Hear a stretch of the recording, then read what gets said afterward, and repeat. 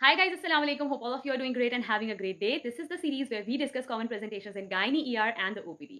So let's suppose a woman presented to you with the history of recurrent miscarriages in your subfertility OPD, and when you took the detailed family and the individual history, you come to realize that the patient has hypothyroidism.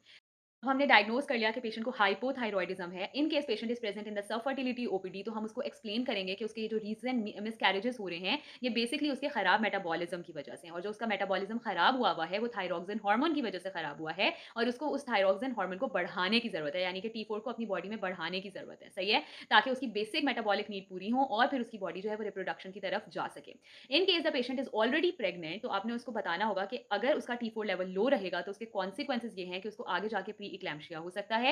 इसके अलावा baby की normal brain development के लिए, fetal brain development के लिए normal metabolism और energy production बहुत ज़्यादा ज़रूरी है, क्योंकि हमारी बॉडी में थायरॉक्सिन जो है वो एनर्जी प्रोडक्शन में हेल्प करता है। इन केस आपकी एनर्जी प्रोडक्शन सही नहीं है तो ब्रेन डेवलपमेंट अफेक्ट हो सकती है और प्री इक्लैम्शिया हो सकता है, लो बर्थ वेट हो सकता है, एंड इवन आपके पास प्री मेच्योर डिलीवरी भी हो सकती है। So these are some of the severe complications जो कि आपको बहुत ज़्यादा तंग करेंगी आगे जाके। सही है, अब क्या हो गया, आपने पेशेंट को अच्छे से काउंसिल कर दिया and the patient is ready for the treatment. So what is the treatment? The treatment is levothyroxine, और लीवोथायरॉक्सिन में हमारे पास दो केसेस आ जाते हैं। एक पेशेंट वाज ऑलरेडी टेकिंग लीवोथायरॉक्सिन, उसको पहले से हाइपोथायरॉयडिज्म का मसला था, या फिर आप सब फर्टिलिटी ओपीडी में उसकी लीवोथायरॉक्सिन स्टार्ट कर चुके थे और अब पेशेंट प्रेग्नेंट हो गई है, तो we are going to increase the dosage by 25 to 30%, क्योंकि हमारे पास टोटल बाइंडिंग ग्लोब्यूलिन जो है वो बॉडी में इंक्रीज हो जाती है और वो थायरॉक्सिन को बाइंड कर लेती है, जिसकी वजह से उसके लेवल्स बॉडी में कम हो जाते हैं। तो हम 25 से 30% इंक्रीज कैसे करेंगे? नॉर्मल प्रैक्टिस ये होती है कि जो भी पेशेंट अपनी ट्रीटमेंट ले रही थी वीकली, उसकी जो ट्रीटमेंट थी उसमें हम 2 एक्स्ट्रा टैबलेट्स ऐड कर देंगे पर वीक,